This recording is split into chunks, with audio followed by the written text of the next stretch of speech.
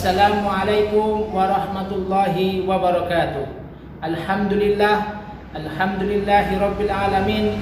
Nahmaduhu wa nasta'inuhu wa nastaghfiruh wa na'udzu billahi min syururi anfusina may yahdihillahu fala mudhillalah wa may yudlilhu fala hadiyalah.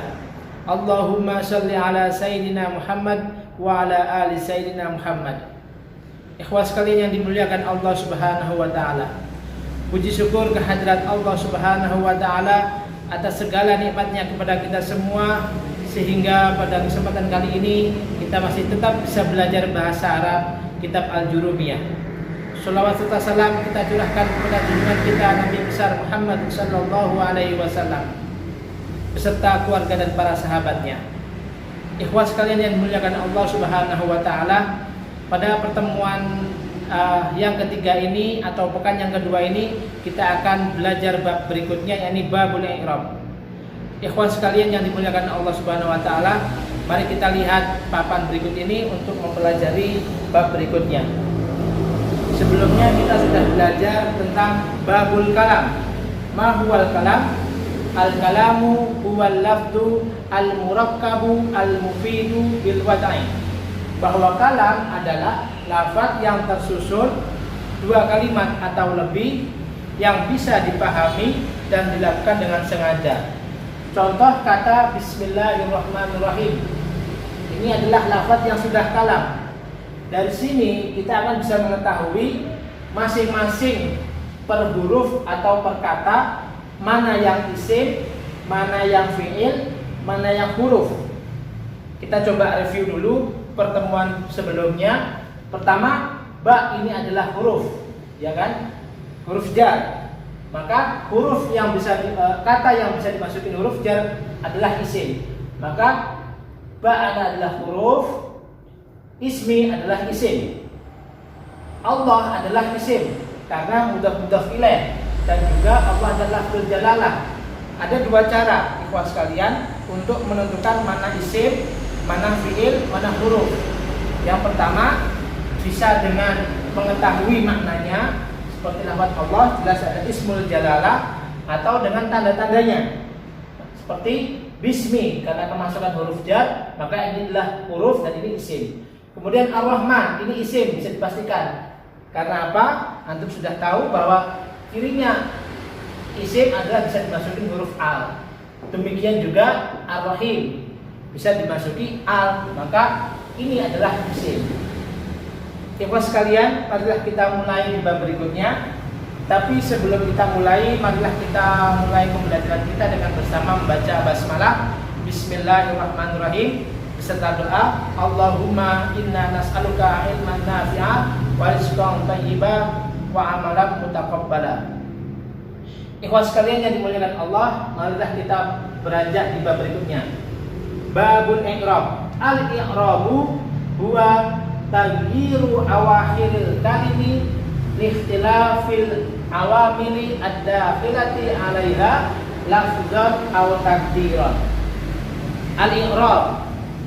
I'rab adalah perubahan akhir kalimat atau harokat akhir kalimat liikhtilafil awamili, karena perbedaan amil-amil ad-dakhilati yang masuk 'alaiha atasnya, baik secara lafaz maupun takdiran. Jadi babul i'rab ini adalah kunci dari ilmu nahwu karena membahas tentang perubahan akhir kalimat. Kita mengetahui bahwa nahwu adalah ilmu yang mempelajari kedudukan kata serta akhir kalimat. Kapan dibaca kasroh, kapan dibaca kasroh, kapan dibaca dhammah, dan kapan dibaca fathah. Ya. Maka ini adalah bab yang sangat penting, babul i'rab. Karena perubahan setiap harokat dalam bahasa Arab akan bisa merubah arti. Maka harus diperhatikan. Dan ini dibahas dalam babul i'rab. Mari kita lihat contoh berikut ini, ikhwas sekalian. Hadara Muhammadun. Kita lihat. Muhammadun, di sini harokatnya dhammah. Muhammad telah hadir. Maka di sini Muhammadun harokat dhammah karena dia sebagai fa'il. Fa'il itu adalah subjek. Kita mengenal dalam bahasa Indonesia subjek. Dalam bahasa Arab, setiap subjek itu harus berharokat dhamma atau berkedudukan sebagai rofa.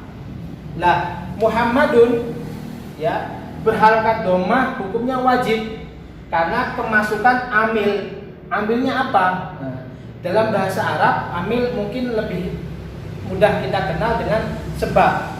Jadi yang menyebabkan Muhammadun wajib berharokat dhamma itu adanya hadoro.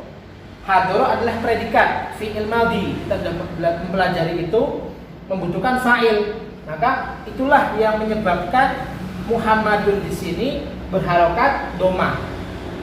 Dhamma dalam kedudukan i'rab itu namanya rofa, ya. Rofa, irtifa, di atas. Maka rofa itu adalah dhamma. Maka Muhammadun di sini adalah sebagai fa'il harus wajib berharokat dhamma karena hadirnya amil hadoro. Lafaz berikutnya, ikhwas sekalian kita lihat. Ra'aitu Muhammadan. Saya telah melihat Muhammad. Saya telah melihat Muhammad. Berarti yang melihat saya Muhammad sebagai objeknya. Objek dalam bahasa Arab disebut maf'ul. Ya, maf'ul. Nah, setiap objek dalam bahasa Arab itu harus berharokat fathah atau kedudukannya sebagai nasab, ya, sebagai nasab. Lah, kewajiban kita mengharokati fathah karena sebagai objek itu adalah sebagai amil. Maka amilnya mana Ustaz? Penyebabnya adalah ra'aitu.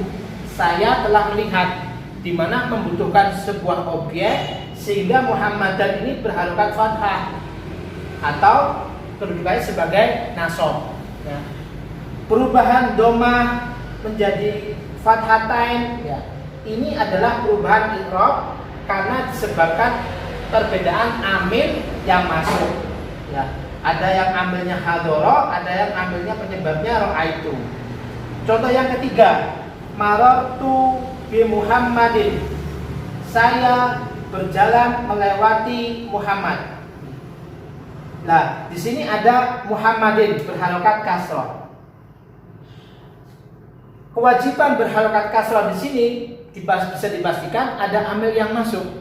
Amil yang masuknya apa Ustaz? Huruf jar. Kita kemarin sudah mempelajari bahwa setiap kata yang dimasuki huruf jar wajib berharokat kasroh. Bi Muhammadin.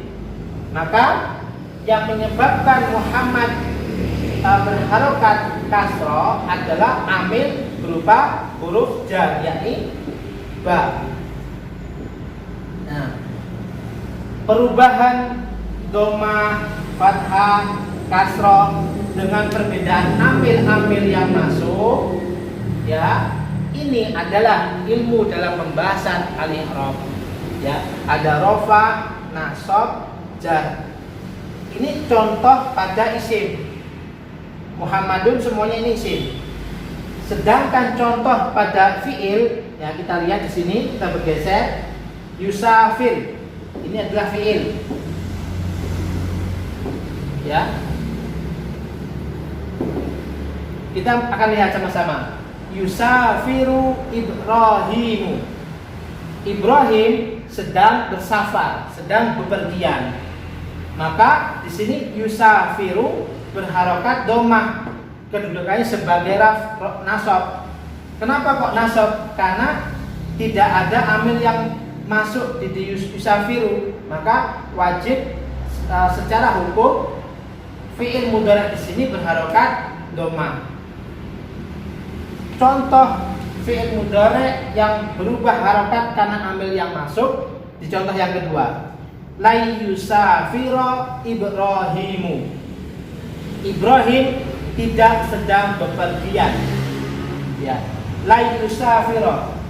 Kenapa kok yusafira? Karena ada huruf lan.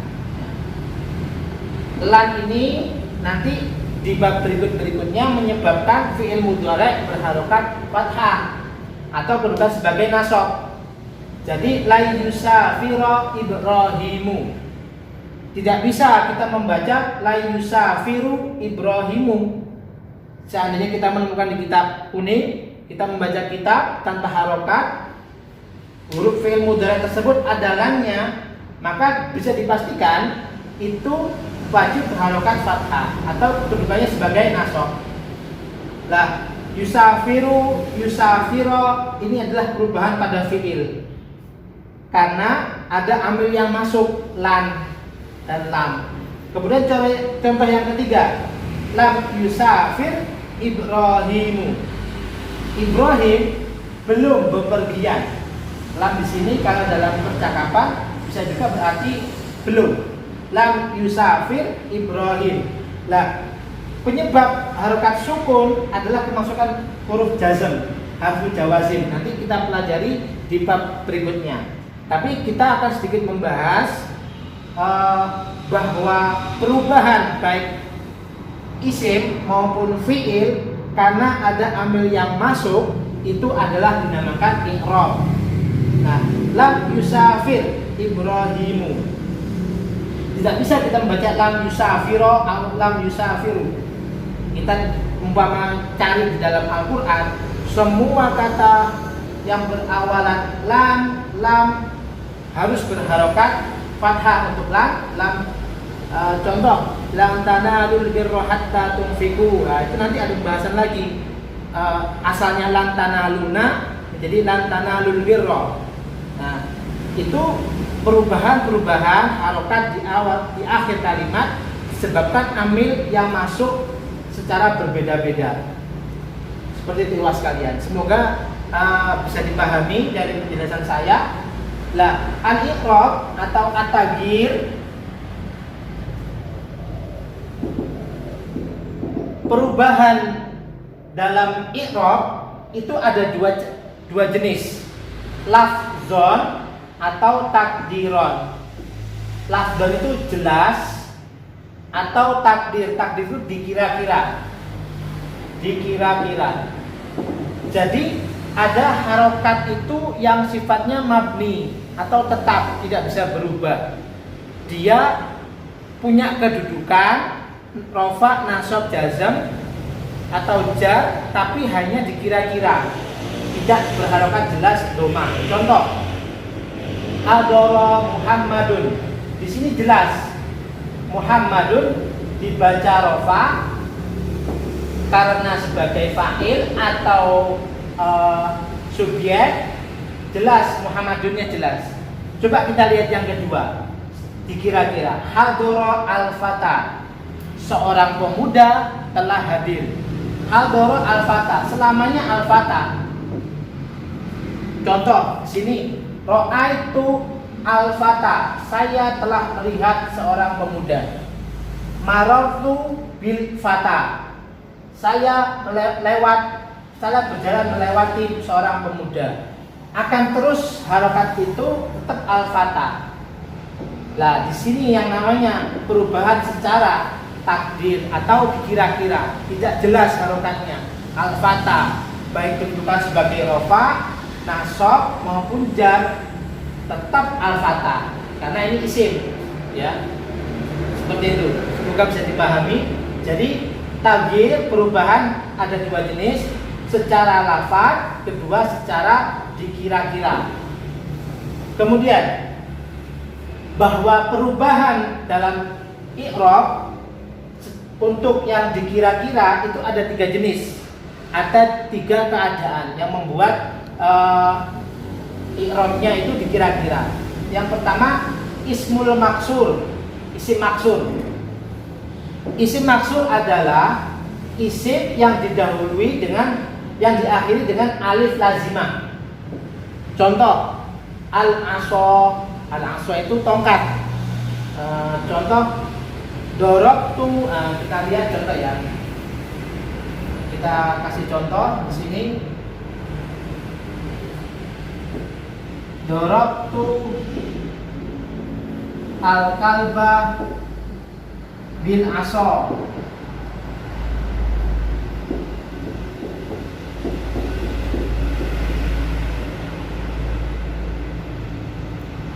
saya memukul seekor anjing dengan tongkat. Kita tahu bahwa setiap kata yang didahului huruf jar harus berharokat kasroh. Di sini ada kasrohnya, karena di sini isim maksud ada alif lazimah, ya, alif lazimah. Maka kedudukannya sebagai jar, ya, kedudukannya sebagai jar kasroh. Tapi hanya dikira-kira saja, tidak ada huruf kasrohnya di sini, karena di sini isim maksud, isim yang diakhiri dengan alif lazimah, ya paham ya. Kedua al-fatah. Nah, keadaan yang kedua, perubahan i'rab yang harus dikira-kira adalah isim mangkus. Isim mangkus itu isim yang diakhiri dengan ya lazimah. Contoh, al-qadhi, seorang hakim. Maka bisa kita lihat, maka menjadi hadara al-qadhi, ya. Kemudian hadara ad-da'i, telah hadir seorang da'i. Hadara as-sa'i, as-sa'i orang yang berusaha. Ya, di sini semuanya harokatnya, kedudukannya rafa, nasab, jar, jar itu hanya dikira-kira karena sebagai isim mangkus. Kenapa kok dikira-kira? Ya, ada penyebabnya, ikhwas sekalian. Penyebabnya adalah karena istiqol, karena kesulitan dalam membacanya. Bin aso'an atau bagaimana? Nah, ini dalam menurut ilmu nahwu karena kesulitan mengucapkannya. Jadi dita'adur, ada udurnya. Ya. Nah, perbedaan isim maksud dan isim mangkus. Untuk isim mangkus biasanya harokat sebelum ya lazimah itu berharokat kasroh. Nah, bisa kita lihat, ya kan? Ini menandakan bahwa ini isim mangkus. Berbeda antara isim maksud dan isim mangkus nanti dalam status hukumnya. Kalau isim maksud, isim mangkus itu ketika kedudukan sebagai nasab bisa berharokat fathah. Contoh, ra'aitu al-qadiyah, ya itu ya.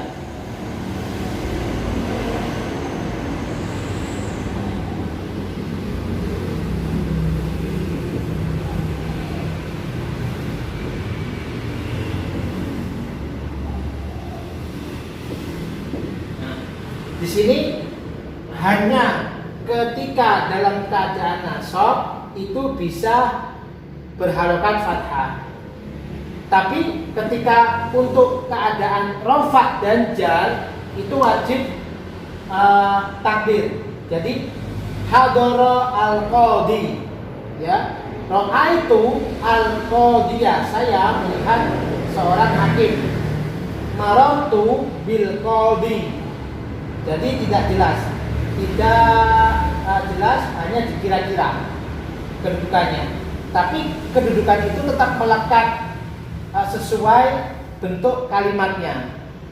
Kapan sebagai rofa, kapan sebagai nasab, sebagai jar.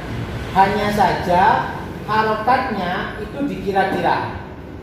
Semoga bisa dipahami. Wah, nanti boleh tanyakan di grup atau setelah live ini bisa berlangsung, nanti ditanyakan. Kemudian yang terakhir, keadaan yang ketiga ketika ikrab itu harus dikira-kira adalah bertemu dengan ya mutakalim. Ya mutakalim itu adalah ya untuk pembicara. Contoh, ja'a gulami, telah datang anak saya. Gulami kan. Inilah yang namanya ya mutakalim. Gulami yang mutakalim. Jadi ja'a gulami, hadara gulami, anak saya, anak laki-laki saya telah hadir. Maka tetap gulami, bukan gulamiyu, ya. Atau hadara sodiqi, telah hadir teman saya. Ra'aitu, saya telah melihat sodiqi, teman saya. Ya, maka sodiki di sini sebagai objek, ya, yang mestinya itu adalah sebagai kedudukannya nasab berharokat fathah, tapi di sini nggak ada fathahnya, ya, karena ya mutakalim atau ya kepemilikan, ya, kepemilikan pribadi itu maka harus kedudukannya hanya dikira-kira. Dari kaidah i'rab ini mestinya kita sudah bisa mengenal cara membaca secara sederhana ketika menemukan bahasa Arab tanpa harokat. Mari kita contohkan.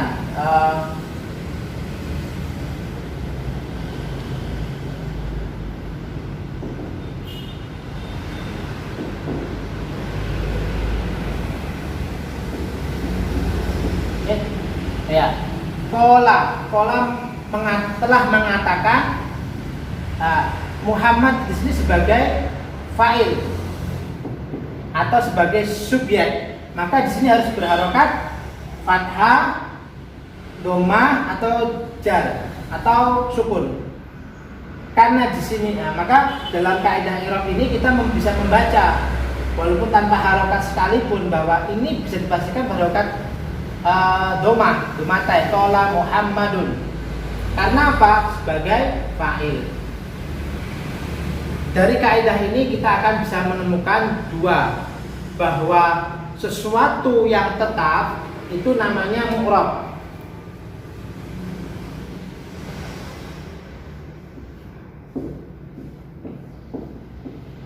Maaf, saya ulangi, mu'rab berarti bisa berubah.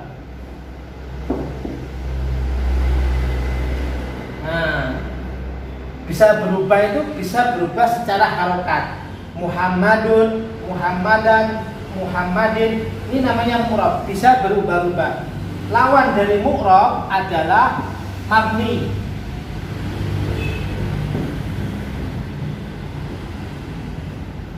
Mabni itu tetap.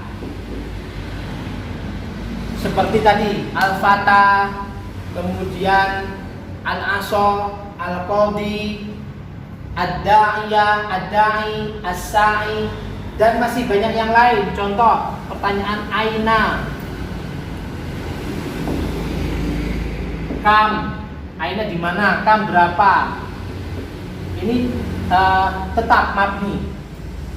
Jadi dari bab awal pembahasan i'rab ini kita menemukan bahwa mu'rab adalah sesuatu yang bisa berubah secara harokat akhir, dan mabni sesuatu yang tidak bisa berubah harokatnya dalam keadaan apapun. Contoh huruf istifham hal anta talibun. Hal ini selamanya akan terus berharokat sukun. Maka mabni itu ada 4, Bapak sekalian. Ya. Baik pertama adalah dhamma, fathah, kasrah maupun sukun. Ya, kita tulis lagi terakhir.